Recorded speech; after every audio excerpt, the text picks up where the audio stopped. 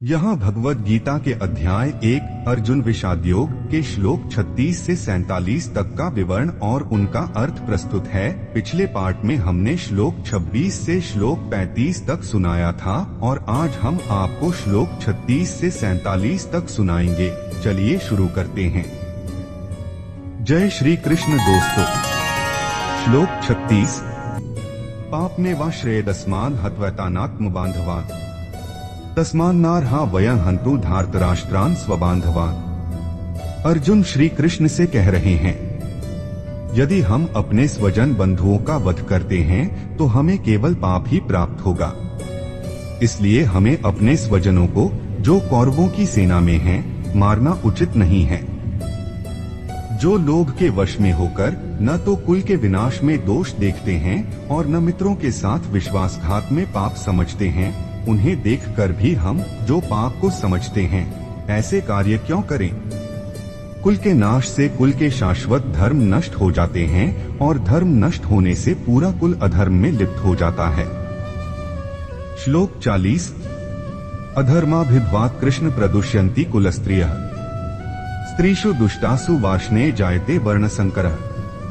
अर्थ, हे कृष्ण, अधर्म के प्रभाव से कुल की स्त्रियां दूषित हो जाती हैं और स्त्रियों के दूषित होने से वर्णसंकर संतति उत्पन्न होती है। अर्थ, वर्णसंकर संतति से कुल और कुलघातियों को नरक की प्राप्ति होती है, क्योंकि उनके पितर पिंड और तर्पण के अभाव में गिर जाते हैं।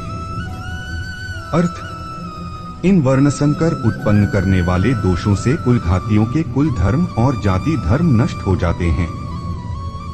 श्लोक 43 उत्सन्न कुल धर्माणा मनुष्याणा जनार्दन नरकेनेतं वासो भवतीत्यनुशुश्रुम।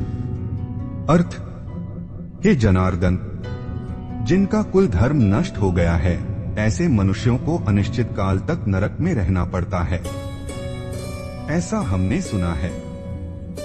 श्लोक 44 अर्थ, हाय, हम तो बड़े पाप करने को तैयार हो गए हैं, जो राज्य और सुख के लोभ में अपने ही स्वजनों को मारने के लिए उद्यत हो रहे हैं। श्लोक 45 यदि माम प्रतिकारं अशस्त्रं शस्त्रपाणयः धार्तराष्ट्रारणे हन्युः तन्मे क्षेमतरं भवेत्। अर्थ, यदि शस्त्र उठाए हुए कौरव मुझे शस्त्र विहीन और बिना प्रतिकार करने वाले को रणभूमि में मार दें तो यह मेरे लिए कल्याणकारी होगा। श्लोक 47 संजय उवाच एवमुक्त्वार्जुनः संख्ये रथोपस्थ उपाविशत् विसृज्य सशरं चापं शोक संविघ्नमानसः। अर्थ, संजय ने कहा, इस प्रकार कहकर अर्जुन ने युद्ध भूमि में अपना धनुष बाण त्याग दिया और शोकाकुल मन से रथ के पिछले भाग में बैठ गए। इस प्रकार प्रथम अध्याय में अर्जुन का विषाद, दुविधा स्पष्ट होता है, जिसमें वह अपने कर्तव्यों को लेकर उलझन में पड़ जाते हैं।